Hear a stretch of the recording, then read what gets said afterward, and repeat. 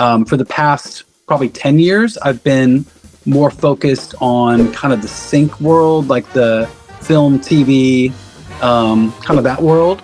But I also continue to produce for plenty of artists, including Gloria. Yeah, and I'd gotten connected to her through a mutual friend, a guy named Sam Tenez, who I've done quite a bit of work with.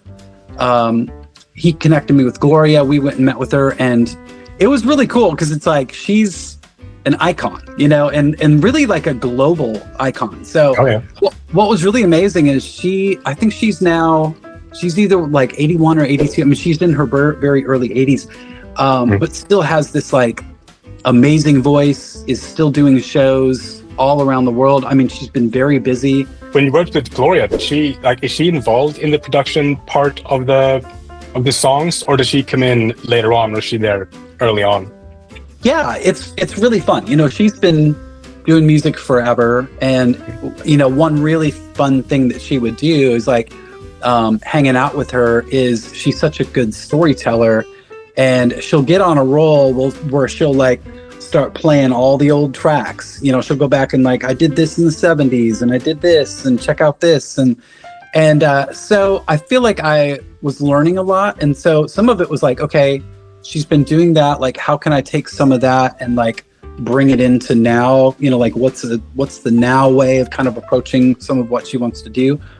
We always talk about all the different things. She's really open to like, trying some things out. She lets me know if something's like not working, but I feel like I was able to get on the same page with her pretty quickly.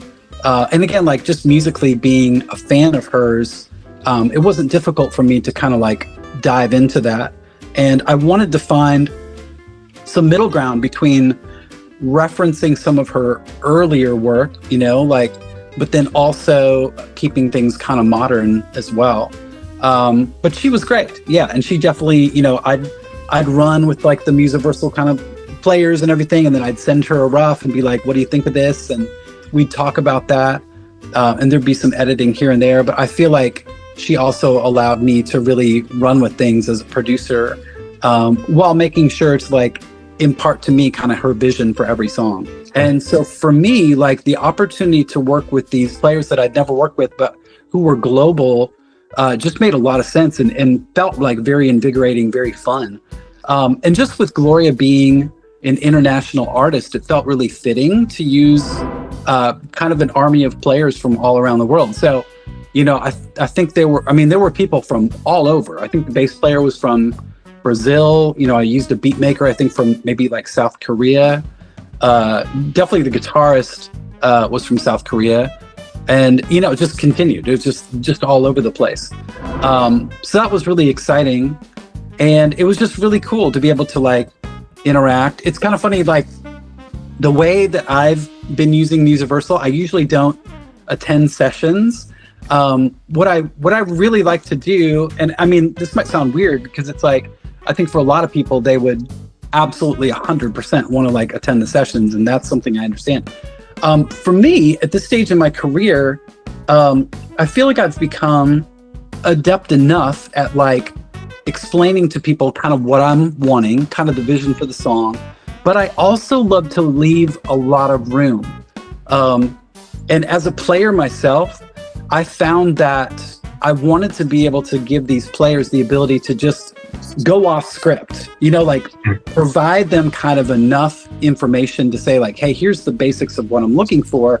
But what I truly want is something unexpected.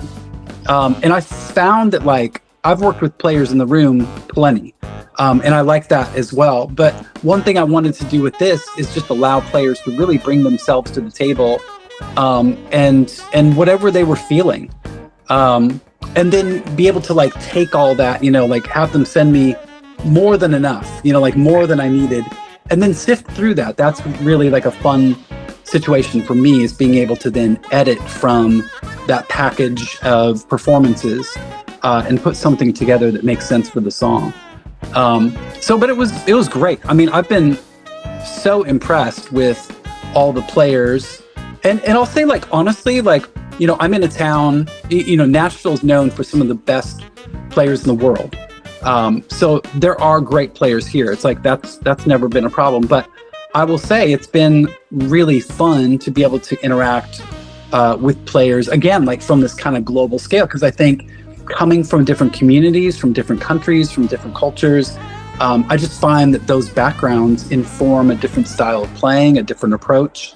And so that's been really fun. And it's been really fun to both, to blend, my friends and people that I have here that I've worked with for years alongside of these new people that, that I'm slowly getting to know more and more.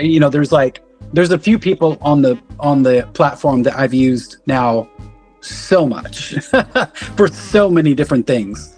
And I'm really enjoying using Musiversal. It's been amazing. Do you have specific artists that you use for specific types of music, or would you kind of hire anyone to do anything? Or do you have this guy is a very good R&B bass player, this guy is particularly good at jazz guitar, or whatever it is? Or do you just go, anyone can do it? Yeah, I feel like I'm selective to a degree. I definitely have found some specific players on the platform that I tend to lean into, that I've just gotten really great results from, really solid results. But then there's also times where, maybe that player isn't available for a couple weeks, and maybe I'm under the gun to get something going a little quicker. And so I'll try somebody else out. And, I do like the familiarity of working with people over the course of time. And it's I feel like with any player, they begin to get a feel from me too. Okay, this is the kind of material he's going to be sending. And really, I work in quite a few different genres, but I think there is some connective tissue between everything I work on, and maybe that's just in the approach or how I'm coming to it. I tend to I love bigger productions. I tend to, I'm kind of a more is more type person. Okay. Sometimes more is more. And I just thought, that's kind of my approach sometimes. I really like to kind of tease listeners with a lot of things. And some of that is because I know that there's so many repeat listens of songs. And, by the fifth listen, you might be like, well, I think I've definitely heard everything in this song. But I feel with a lot of my productions, I try to put little things in there that maybe on the 10th listen, you're all of a sudden discovering something new. You also wrote Dark Things, right? That was featured in that Netflix show? Yeah. Yeah. Also love it. It's one of those perfect songs for me. It's dark, it's moody, it's the piano.